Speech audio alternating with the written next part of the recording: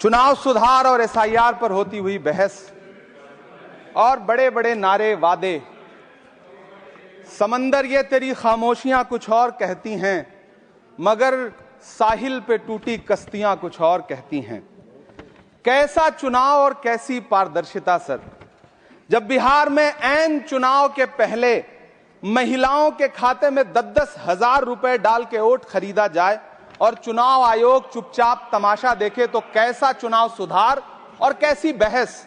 सभापति महोदय, जब सत्ता पक्ष में भारतीय जनता पार्टी के अकाउंट में 10,000 करोड़ रुपए से ज्यादा पड़े हों और देश की सबसे बड़ी विपक्षी पार्टी के अकाउंट में तकरीबन 100 करोड़ रुपए पड़े हों, तो फिर जमहूरियत जिंदाबाद का नारा सिर्फ और सिर्फ ढोंग नजर आता है।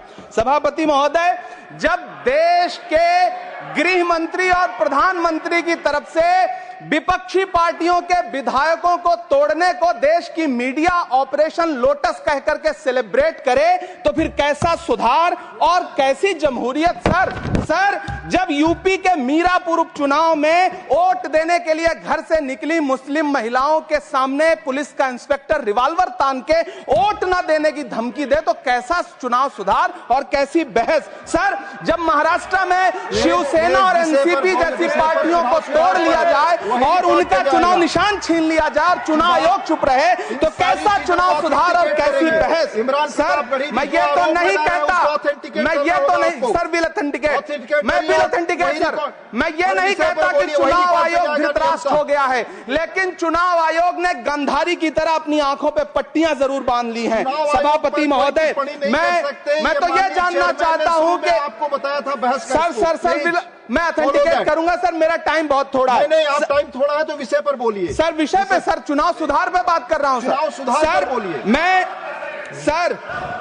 मैं तो ये कह रहा हूं सर, 40 से ज्यादा बीएलओ ने अपनी जान दे दी है सर। होना तो यह चाहिए था कि बहस शुरू होने से पहले उन्हें श्रद्धांजलि दी जाती। सर, चुनाव आयोग बात करने को तैयार नहीं है। कातिल ने किस सफाई से धोई है आस्तीन, उसको खबर नहीं कि लहू बोलता भी है।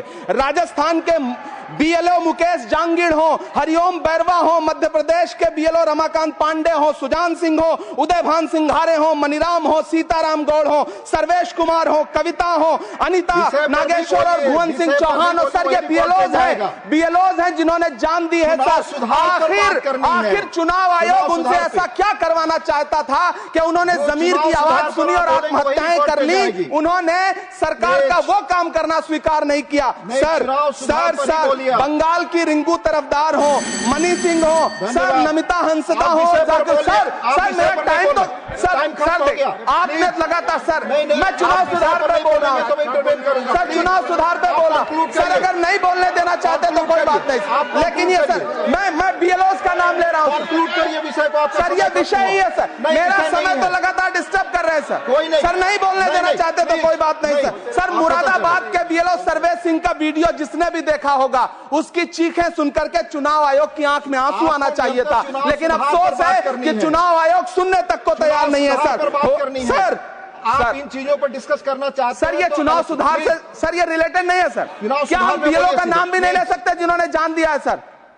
मैंने कहा चुनाव सुधार। सर, चुनाव सुधार पे ही बात कर रहा हूँ सर। चुनाव सुधार जिनको करना है उनको कमियां नहीं गिनाएंगे सर। इलाज तभी होगा जब बीमारी बताई जाएगी सर। दूसरे वक्ता को बुलाऊंगा सर। देखिए सर, ये तो अन्याय है सर, आप ना बोलने दें वो अलग बात है सर। ना बोलने, इस सत्र में पहली बार बोलने का मौका मिल रहा है सर। नहीं बोलने देंगे तो कोई बात नहीं सर, ना बोलने दें। चुनाव सुधार फिर बंसीलाल गुजर प्लीज, आप अपने समय का कोई भी माननीय से दुरुपयोग न करें। आप इसी विषय पर बोलेंगे, प्रोस एंड कॉन्स प्लीज। धन्यवाद सभापति महोदय। Which was the leasing model, कि एयरलाइंस बोल रहा है कि मैं खुद खरीदूंगा नहीं, कोई और खरीदेगा तो उसके पास मैं लीज ले लूंगा, और वो लीज लेने के लिए बीच में बैंकर भी रहता है या क्रेडिटर भी रहता है, तो पैसे कहीं से आ रहे हैं, प्लेन किसी और के पास है और चला कोई और रहा है। और ये जो 3-4 स्टेक होल्डर्स हैं इस पूरे लीजिंग, इसमें वो सारे अलग अलग देशों में बैठे होते हैं, और हर देश का ऐसा ज्यूरिसडिक्शन रहता है, वहां के लीगल प्रोविजंस रहते हैं, वहां के अलग लॉस रहते हैं। और जब आप इंटरनेशनल ज्यूरिसडिक्शन ऐसे डील करते हो, कई सारे समस्या आते हैं कि ये लीजिंग इंडस्ट्रीज को स्ट्रीमलाइन करने के लिए। और 2001 में इसी कारण के साथ उन्होंने सोचा कि आज सिविल एविएशन एक कोई देश का सब्जेक्ट नहीं है बट ग्लोबल सब्जेक्ट है, और ग्लोबली सिविल एविएशन को ग्रो करना है तो हमें कोई कॉमन ज्यूरिसडिक्शन लेके आना पड़ेगा जिसको सारे एग्री करें, तो सबके पास ये लीजिंग करने का एक मौका मिलेगा, सारे इंप्रूव करेंगे अपने अपने सिविल एविएशन अपने देश में। तो 2001 में ये जब केप टाउन कन्वेंशन आया उसमें 3 अलग अलग प्रोटोकॉल भी बनाए थे। एक तो एयरक्राफ्ट का ही था, दूसरा स्पेस टेक्नोलॉजी के बारे में एक प्रोटोकॉल बनाया था, और तीसरा रेलवेज के बारे में भी बनाया था। पर हम आज जो डिस्कस कर रहे हैं वो केप टाउन कन्वेंशन के एयरक्राफ्ट प्रोटोकॉल के संबंध में ही हम बात कर रहे हैं, और बिल में भी यही लिखा हुआ है कि जो ये आज विधेयक है, जो अधिनियम बनने वाला है, वो सिर्फ रिलेट करेगा एयरक्राफ्ट प्रोटोकॉल का ही जो केप टाउन कन्वेंशन से निकलता है। और इसका मूल कारण भी यही है कि लीजिंग इंडस्ट्री को हम बढ़ावा दें, लीजिंग इंडस्ट्री के जो इंटरनेशनल जो कन्वेंशन है उससे हम एग्री करें। तो इसमें हमने देखा 2001 में तो हो गया था केप टाउन कन्वेंशन, पर इंडिया उस समय उसको एक्सीड नहीं किया, एग्री नहीं किया कि अभी हम इसके साथ जुड़े हुए हैं। तो 2001, 2002, 2003, 2004, 2005 बिजनेस बढ़ रहा है, एविएशन भी बढ़ता जा रहा है। फिर कहीं से ये प्रेशर आया कि इस तरह का ये जो कन्वेंशन है वो भारत में भी लागू होना चाहिए। तो 2005 के बाद जैसे ये प्रेशर बढ़ता गया, 2007 में फिर उस समय के सरकार ने भी ये तय किया कि इसका थोड़ा सा हमें यहां पे भी लागू करना चाहिए, और उस समय लॉ मिनिस्ट्री के तहत उन्होंने एक ओपिनियन लिया कि इसको क्या करें। कन्वेंशन तो बना हुआ है केप टाउन में, तो इसको अगर हमें लागू करना है इधर तो किस तरह से इसका आगे बढ़ाए। तो उस time law ministry suggested at that time that India can accede to this convention by giving a cabinet approval. This was in 2007. All the discussion happened. Cabinet approval was also given. By 2008, we have formed a declaration based on the convention and the protocol, and we have submitted it to the International Civil Aviation Organization, and we have become a signatory of the Cape Town Convention, but only by cabinet approval. Things were going again well. After 2008 cabinet approval, things were also going well. Aviation was still growing. But then some challenges came in the industry. 2015 में leasing business भी चल रहा था, spice jet के पास 2-3 लेसोर के planes आए, और spice jet वापस पे नहीं कर पा रहा था उनको। तो फिर लेसोर्स ने उनको सोचा अगर ये पे नहीं कर पाएंगे तो हमें वापस लेना चाहिए प्लेन। तो उन दोनों के बीच में एक एग्रीमेंट था, इडेरा एग्रीमेंट, जिससे कि 5 दिन में वो वापस प्लेन लेके जा सकते हैं। और ये रजिस्ट्रेशन डी रजिस्ट्रेशन जो एयरक्राफ्ट का बिजनेस रहता है वो हमारे सरकार के अंदर जो डीजीसीए है वो करता है। तो लेसोर डीजीसीए के पास गया और उन्होंने बोला कि ये तो पैसे नहीं दे रहे तो हमें वापस लेना चाहिए, ये रहा एग्रीमेंट 5 दिन में मेरा। पर डीजीसीए उस समय बोलता है कि जो अभी जो लॉ है, कोई लॉ ऐसा नहीं है कि जो मेरे को प्रावधान देता है कि मैं आपको ये एग्रीमेंट के तहत डी रजिस्टर करूं। तो एक समस्या वहां पे उत्पन्न हुई। फिर उसके बाद हमने क्या किया, रूल्स बदला हमने कि डीजीसीए को पावर दिया कि आप डी रजिस्टर करो। But we all should realise that the rules are a subordinate legislation, law always is the primary legislation. So the Shakti law के साथ, अधिनियम के साथ जो मिलता है वो रूल्स के साथ मिलता नहीं है। पर उस समय का एक हालात निकला तो उसको सोचा कि इसका कुछ जुगाड़ निकाल के वो करते हैं, उसमें रूल्स में कर दिया। 2015 में उस समस्या का कुछ निकल गया। फिर 2016 में हमारी सरकार ने सोचा इंसॉल्वेंसी एंड बैंक्रप्सी कोड भी लेके आएंगे। जब कोई कंपनी बैंक्रप्सी हो जाती है तो उसको प्रोटेक्ट करने के लिए, उनके इंटरेस्ट को प्रोटेक्ट करने के लिए एक कोड होना चाहिए। तो इंसॉल्वेंसी बैंक्रप्सी कोड आई, तो उस कोड में एयरक्राफ्ट भी था। तो उस सेंस में एयरक्राफ्ट कैसे डील करेंगे, अभी लेसोर का प्लेन है। अभी एक चीज हमें समझना है कि एयरलाइन अगर वापस पे नहीं करता बैंक्स को पैसे और डिफॉल्ट हो जाता है, तो बैंक अगर प्लेन रखेगा, प्लेन जबकि इनका है ही नहीं, प्लेन तो किसी और के साथ लीज पे आया है।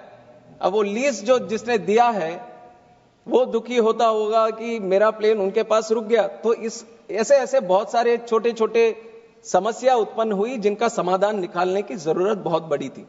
और आईबीसी भी इस तरह के चैलेंजेस बीच में डाल रहे थे एयरलाइन लीजिंग इंडस्ट्री में। फिर 2019 में जैसे मैंने बोला जेट एयरवेज का प्रॉब्लम आया, जेट एयरवेज फिर निकल गया।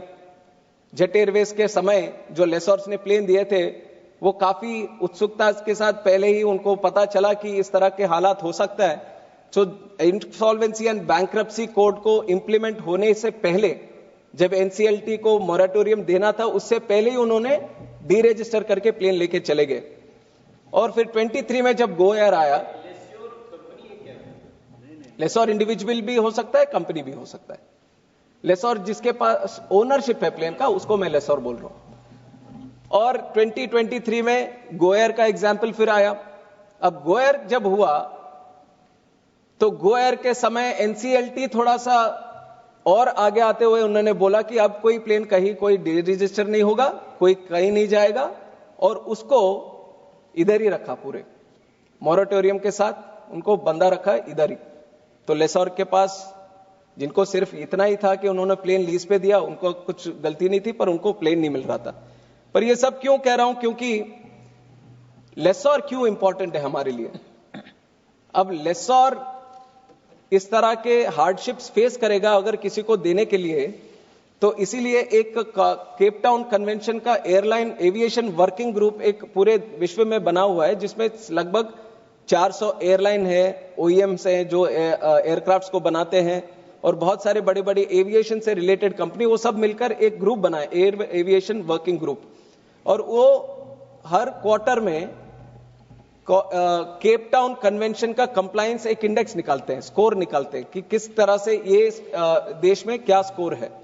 और ये सारे इंसिडेंट्स होने के बाद उन्होंने देखा यहां पे तो लीजिंग करना बहुत मुश्किल है, यहां तो यहां के लोकल लॉस के वजह से तो हमारे एयरक्राफ्ट फंस जाएंगे अगर कोई पे नहीं कर पाए तो क्यों करें यहां पे बिजनेस। पर एयरक्राफ्ट तो हमें भी चाहिए यहां के एयरलाइंस के लिए। तो वो जब लेते हैं, क्योंकि ये एयरक्राफ्ट ये कंप्लायंस का स्कोर कम हो गया, कितना कम हो गया, 50 तक आ गया नीचे। And to compare this score with other countries, Singapore had around 92, USA had around 90, New Zealand has around 90, Ireland has around 89। तो अगर ये स्कोर कम हो जाता है तो प्लेन लीज करने में हमारा जो प्रीमियम रहेगा वो बहुत बढ़ जाएगा। और कितना हद तक बढ़ेगा, ये 8 से 10%, ये काफी लोगों ने इसके बारे में भी जिक्र किया था कि 8 से 10% तक इसका जो है ये लीजिंग का कॉस्ट बढ़ेंगे। और उस समय हमने एयर इंडिया, अकासा, इंडिगो, यही है हमारे यहाँ पे बहुत बड़े बड़े एयरलाइन, तो उनसे भी हमने पूछा क्या दिक्कत हो रही है लीजिंग इंडस्ट्री में। तो एयर इंडिया ने बोला, upon the enactment of legislation, the improvement in India's compliance score in AWG's outlook, making Indian airlines eligible for CTC discount will significantly reduce leasing cost by approximately 8 to 10%. Air India कह रहा अगर ये अधिनियम आ जाएगा तो हमें जो lease लेने में हमारा जो स्कोर बढ़ेगा तो 8 से 10% कम हो जाएंगे। इंडिगो की यही है कि हो सकता है कि 15% तक कम हो जाए। आकाशा बोलता अगर ये नहीं है तो $15,000 पर महीने हमारे लीज के रेट बढ़ जाएंगे, और ये डॉलर के हैं, $15,000 के रेट, और एडिशनल 15 करोड़